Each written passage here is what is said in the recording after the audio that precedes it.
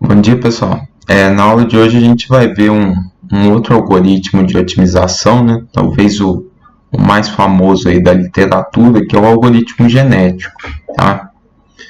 Bom, diferente do PSO, né, que é um algoritmo de base populacional, o algoritmo genético ele é um método de otimização evolutivo, tá? Então ele é inspirado na evolução das espécies, né, na evolução principalmente humana, né, onde os seres mais adaptados às condições do ambiente, né, eles sobrevivem e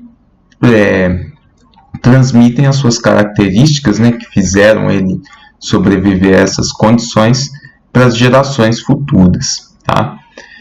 Então, transformando essa ideia para uma formatação matemática, né, a gente teria que o cromossomo, né, de cada um desses indivíduos representaria uma possível solução, né? Então seria o nosso vetor com todas as variáveis, tá? E a função objetivo vai demonstrar para a gente o quão adaptado esse indivíduo é, tá? Então, a qualidade da função objetivo, né, quanto melhor for a função objetivo, mais adaptado o indivíduo vai ser, tá? Então, essa que é a ideia do método aqui, né? A gente vai ter os cromossomos, né, como agentes de busca pela solução, né, contendo aí as variáveis do meu problema, né? E essas variáveis vão se ajustando, né, se adaptando, melhorando conforme o passar das gerações, né, tentando sempre buscar os seres mais adaptados, os melhores resultados, tá? Bom, para fazer essa evolução, né, da nossa população, a gente tem três processos evolutivos aqui principais, tá? O primeiro passo, né, desse processo evolutivo é a seleção, né? Exatamente onde a gente vai avaliar a função objetivo e escolher os seres mais adaptados, né, os seres com as melhores funções objetivas, ou para permanecer nas gerações futuras, tá? Ou então para procriar, né, e reproduzir, terem filhos, né, que sejam mais adaptados ou que tenham melhores funções objetivas, tá? Então, o primeiro passo é selecionar quais indivíduos vão perpetuar e vão se reproduzir, tá? O segundo passo é exatamente a reprodução, tá? Então, depois que eu fizer essa seleção aqui, né, esses indivíduos eles vão ser combinados, né, para formar uma nova geração, tá? Eu posso ter uma parcela da população ainda com indivíduos antigos, né, e outra parte da população com novos indivíduos, né, gerados através desse processo de reprodução, tá? Bom, e aí a gente tem um terceiro passo para dar uma maior aleatoriedade para o processo de busca, que seria a mutação, tá? Se eu pegar só sempre os indivíduos melhores adaptados, eu posso enviesar o meu processo de busca, né? E se a gente imaginar todo o espaço, eu posso acabar caindo em um ótimo local e não ter uma exploração muito boa, tá? Então, esse processo de mutação aqui ele é importante porque ele vai dar uma aleatoriedade na nossa nova população, tá? Então, eu vou selecionar os mais adaptados, fazer a reprodução entre eles, mas eu vou ter uma chance de ter uma mutação nessa população, né? Pode ser uma mutação benéfica ou maléfica, né? Ou seja, eu posso melhorar ou piorar a minha função objetivo, e isso vai garantir a minha aleatoriedade, tá? E aí a gente vai ver como que pode ser feito, né, cada um desses processos aqui, tá? Bom, originalmente, né, o algoritmo genético ele foi criado da forma binária, tá? Então a gente pode representar os cromossomos, né, da forma binária aqui, né? Aqui eu posso representar, por exemplo, o número 20, né, aqui o número 3, tá? E isso dá uma maior facilidade para a gente trabalhar com problemas discretos, tá? Mas a gente também pode trabalhar com variáveis contínuas normalmente, tá? A gente pode adaptar a formulação para um problema contínuo sem nenhum problema, tá? Mas aqui, para a gente entender bem a ideia, né, a gente vai focar um pouco mais nessa questão aqui, que talvez dê para entender melhor como que funcionam esses processos evolutivos aqui, beleza? Bom, cada um desses processos aqui, né, existem várias metodologias para fazer cada um deles, tá? Eu vou apresentar aqui os mais comuns, né, na literatura, mas existem outras formas de fazer cada um desses processos evolutivos aqui, tá? Então, na seleção, né, que é o processo onde a gente vai escolher quais indivíduos vão participar da reprodução, a gente tem três tipos aqui, né, de seleção principais, tá? O primeiro seria um tipo de roleta, né, onde eu vou definir a probabilidade de cada indivíduo de permanecer nessa seleção, né, de serem selecionados para se reproduzir através de uma certa aleatoriedade, tá? Mas é uma aleatoriedade ponderada, tá? Onde os indivíduos com melhor disfunção objetivo vão ter uma probabilidade de permanecer um pouco maior, tá? Então, essa aqui vai ser a probabilidade, né, de cada um dos indivíduos, né, de serem selecionados para participar da próxima geração, tá? Então, essa aqui é a ideia da roleta, tá? Eu vou simplesmente escolher aleatoriamente, mas cada indivíduo tendo uma probabilidade associada com a qualidade da função objetivo, tá? Eu tenho também o método do torneio, tá? Onde eu vou fazer combates, vamos dizer assim, né, entre dois indivíduos sucessivamente, tá? Então eu escolho quantos combates eu vou fazer, né? E aí eu comparo a função objetivo de um com o 2, tá? E aquele que tiver a melhor função objetivo vai permanecer no meu grupo, tá? E aí eu faço isso N vezes, né? Até eu ter o número de indivíduos que eu quero que participem dos próximos processos, tá? Então eu vou comparando 2 a 2 e selecionando os melhores, tá? E também eu tenho aqui um processo de seleção que a gente chama de elitismo, que eu vou garantir que os melhores indivíduos sejam possíveis pais ou então que eles permaneçam na minha própria geração, tá? Então eu defino uma certa porcentagem ou um número de indivíduos que eu quero que permaneçam, tá? E aí os melhores vão permanecer, tá? Então aqui nesse exemplo, né, eu tenho que a minha função objetivo 1 é melhor do que a 2, que a 3, enfim, que a n, né, até o meu último indivíduo, tá? E aí eu vou falar aqui as m melhores soluções, né? Então F1, F2 até Fn vão permanecer no meu grupo, tá? Então eu vou falar, ó, os meus, 5 melhores indivíduos vão permanecer no meu grupo selecionado, tá? Bom, por que isso é interessante, né? Se eu utilizar pelo menos uma pequena porcentagem aí de elitismo, né? Eu vou garantir que eu não vou perder a minha melhor solução com o passar das gerações, tá? Por outro lado, né, se eu coloco uma taxa de elitismo muito alta, eu não vou ter uma renovação, né, da minha população muito frequente, e aí eu caio naquela questão que eu não vou conseguir explorar muito bem o espaço de busca, tá? Então esse é um processo interessante, né, mas que a gente tem que ter um certo cuidado de quanto que a gente vai escolher desse elitismo. Bom, então com os meus indivíduos selecionados, né, eu tenho que agora fazer a reprodução entre eles para criar uma nova população, tá? Então eu vou pegar sempre 2 a 2, duas soluções, né, 2 a 2, né, e combinar elas para ter um novo indivíduo. Tá? Então, eu vou selecionar dois pais, né? E através da combinação entre eles, eu vou ter um filho, né? Que vai ser um indivíduo da minha nova população. Tá? Bom, aí eu tenho algumas formas, né, de fazer essa reprodução. Tá? Pensando aqui na representação binária, né? Eu posso falar simplesmente que eu vou cortar aqui a minha representação, né, o meu cromossomo no meio, e aí eu vou pegar a primeira metade do pai 1 e combinar com a segunda metade do pai 2, tá? E aí a primeira metade do pai 2 com a segunda metade do pai 1, tá?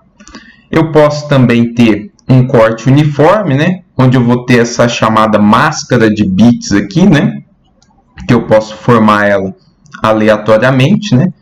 Onde eu vou pegar o cromossomo aqui, né? A primeira variável do pai 1, né? E quando for 0, eu pego do pai 2 para formar um único filho aqui, tá? Ou então eu posso ter também, né, cortes aleatórios, né? Onde eu vou pegar aqui parte do pai 1 e parte do pai 2, tá? E aí eu posso ter quantos cortes eu quiser, tá? E aí esse tipo de reprodução, né, depende de como o algoritmo foi escrito, tá? Pensando na representação real, né, ao invés de fazer a representação aqui por bits, né, a gente pode pensar na representação real, né? Eu posso ter aqui o cromossomo aqui do filho, né? Então, as variáveis do meu filho, né? Pode ser a média aritmética entre os dois pais, tá? Esse método aqui, ele não dá muita diversidade para a nossa população, né? Então, a gente vai fazer uma busca mais local se a gente adotar essa opção, tá? A gente pode criar o filho como sendo a média geométrica, né, entre as variáveis aqui dos pais. Tá? Ou então a gente pode utilizar esse operador beta-LX aqui, alfa. Tá? Que esse operador faz? Né? Ele pega um intervalo aqui entre o pai 1 e o pai 2, tá? E adota aqui um valor beta, né, multiplicativo nesse range aqui. Tá? Bom, se esse meu alfa aqui for 0, né, quer dizer aqui que o meu filho ele vai estar aqui, né, se a gente olhar esse gráfico, nesse intervalo aqui entre os meus dois pais, né, que são esses pontinhos pretos. Tá? Então, o filho que eu for criar, ele vai estar aqui nesse intervalo. Se eu adoto um valor de alfa um pouquinho, uma coisa bem pequena, né, só para que eu tenha um pouquinho de liberdade entre as características dos meus pais, né, eu tenho esse delta aqui, né, de procura aqui. Tá? Então, eu aumento um pouquinho o range de criação do meu filho. Tá? Isso é interessante, né, porque eu também garanto um pouquinho mais de aleatoriedade na minha busca. Tá? Se eu dou essa margem aí de mudança, né, na criação do filho, eu consigo fazer uma busca um pouquinho mais distante da variável, né, e pode ser que esse salto ele seja benéfico para a criação do filho. Tá? Então, esse valor de alfa aqui é um valor relativamente pequeno, né, só para a gente ter uma maior liberdade aqui na criação desse filho. Tá? Bom, e o último passo, né, é a mutação. Tá? Então, essa taxa de mutação aqui, normalmente, ela é baixa, tá? Abaixo de 5%, que ela possibilita a mudança aleatória de um gene qualquer do filho. Tá? Então, pensando aqui na representação binária, né, para cada um desses genes aqui, né, a gente vai gerar um número aleatório, e se ele for menor que 0,05, né, pensando que esse número aleatório é gerado entre 0 e 1, se ele for menor que 0,5, eu venho aqui, né, e mudo o cromossomo dele. Tá? Então, para esse primeiro, o gene, né, desculpa. Então, se eu jogo aqui para o primeiro gene deu maior que 5%, não mudo, maior que 5%, não mudo, não mudo, não mudo. Chegou aqui, né, nesse outro aqui, eu já mudei, tá? Então, é uma taxa bem baixa para a gente não ter uma grande mudança nas características aqui dos filhos, tá? Mas é uma forma, né, de garantir uma maior aleatoriedade, né, e uma maior exploração do nosso espaço de busca, tá? Então, essa é uma forma de fazer essa mutação, tá? A gente gera um número aleatório, né? Se ele for menor aqui que a nossa taxa de mutação, a gente faz uma mudança no gene, tá? Pensando na representação real, né? A gente pode fazer isso para cada variável do problema, tá? Então, para cada uma das variáveis, né, a gente faz esse teste, né, do número aleatório comparado com a taxa de mutação, e se ele for positivo, né, se eu vou ter uma mutação, eu altero essa variável de alguma forma, né? Eu posso variar aleatoriamente dentro dos limites de busca, posso ter um fator multiplicativo aleatório dessa variável, enfim, aí existem algumas outras formulações que a gente pode adotar, tá? Mas a ideia é basicamente essa, tá? Bom, aqui eu coloquei uma pequena rotina, né, do que a gente faz no algoritmo genético, tá? É basicamente a mesma ideia do PSO, né? Só mudando aí talvez a linguagem, né, de como que a gente chama, né, as variáveis e a população, né? Mas inicialmente a gente cria os cromossomos de todos os indivíduos, né? Então primeiro a gente tem que definir qual que é o tamanho da nossa população, né? Quantos indivíduos a gente vai ter. E para cada um, a gente cria os cromossomos deles, né? E esses cromossomos vão ser a nossa representação das possíveis soluções, né? Com as variáveis dentro dos meus limites de busca, tá? Bom, tendo esse cromossomo, né? Eu posso verificar se tem alguma violação de restrição, né? Do meu problema. E com isso calcular a qualidade, né? Desse meu indivíduo, calcular qual que é a função objetivo para cada um desses indivíduos, tá? Bom, tendo aqui essa qualidade, né, eu posso fazer a seleção dos possíveis pais, né, ou da população de elite também, né, vamos dizer assim, que vai se perpetuar para as próximas gerações, né? E depois que eu fizer essa seleção, né, eu posso fazer a reprodução, tá? E depois fazer o teste da mutação para ver se eu vou ter alguma mudança nessa minha nova população, tá? Então esse é o passo o passo a passo que a gente faz no algoritmo genético, né? E assim como todos os outros métodos, né? Essa rotina ela para, né? Conforme aí o número de gerações máximo, né? Que a gente atingir, ou também pela variação da função objetivo, né? Se não tiver uma melhoria significativa, a gente pode parar o algoritmo também, tá?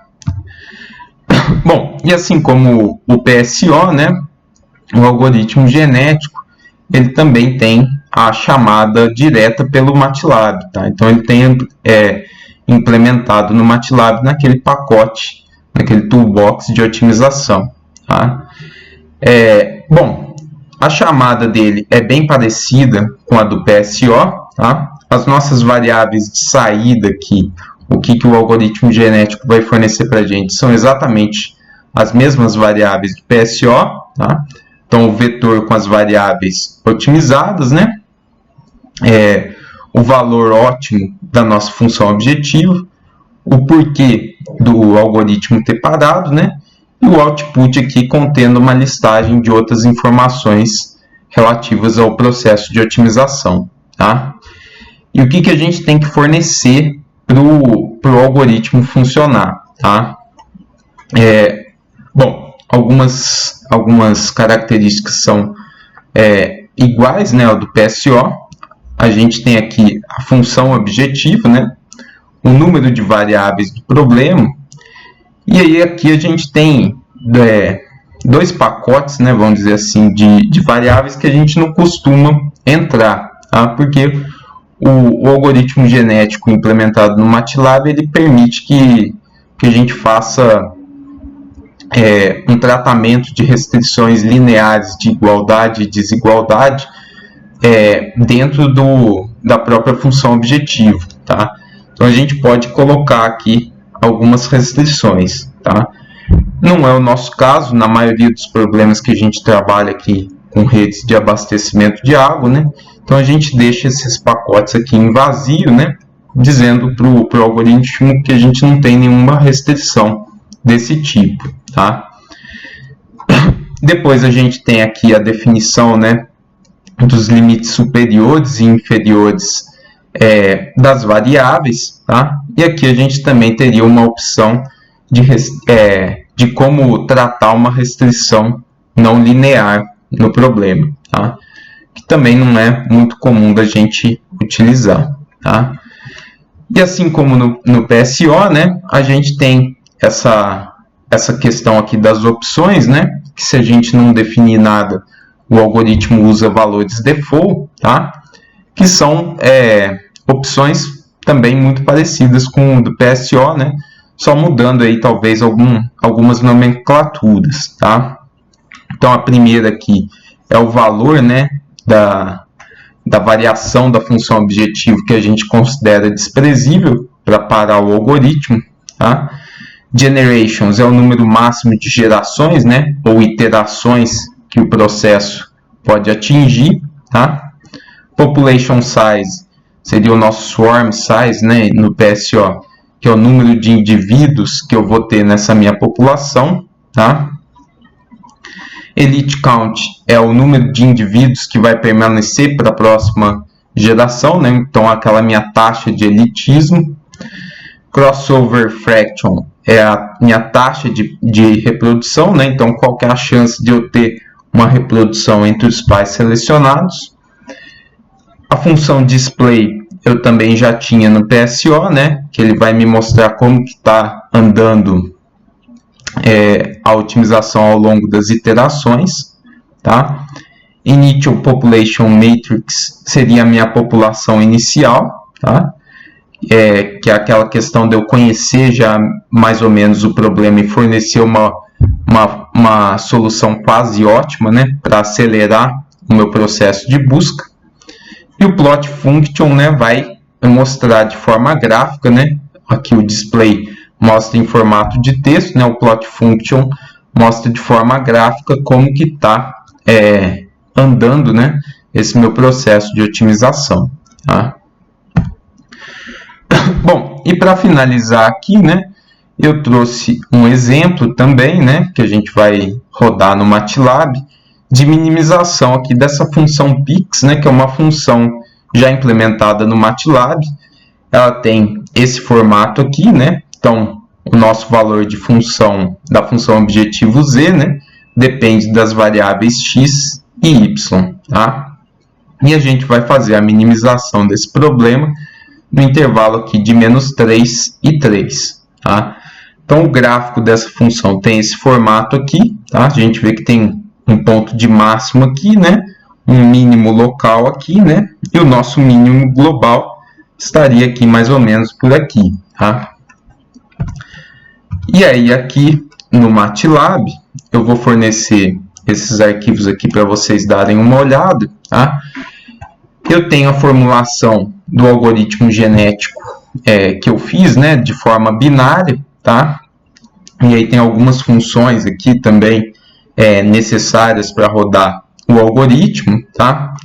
Aí vocês dão uma olhada e durante a aula, se tiverem alguma dúvida, vocês perguntem, tá?